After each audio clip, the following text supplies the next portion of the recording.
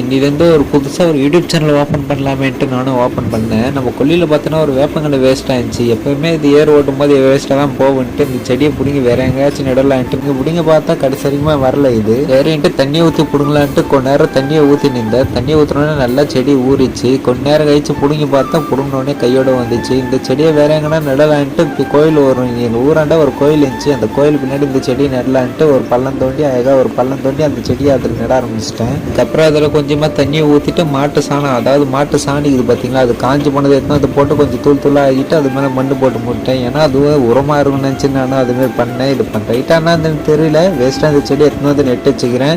இதுக்கு மேலே ஈரப்பதம் இருக்கணுன்ட்டுக்கோசம் அந்த தேங்காய் நார் இருக்குது பார்த்தீங்களா, அதை வந்து சுற்றி கவர் பண்ணி வச்சிட்டேன். வெயில் காலம் அதிகமாகிடுச்சு இல்லை, இந்த நார் இருந்தால் அதில் கொஞ்சம் ஈரப்பதம் இருக்கும், அதெல்லாம் செடி பழகுன்ட்டு நம்பிக்கையில் நான் வச்சேன். இனிமேல் ஒரு முடிவு எடுத்துக்கிறேன். தனிக்கு ஒரு செடி, அதாவது 365 நாட்களும் ஒரு செடி எடுத்து நம்ம வீடியோ போடலான்னு நினைக்கிறேன். உங்கள் கருத்தை கமெண்ட்டில் சொல்லுங்கள்.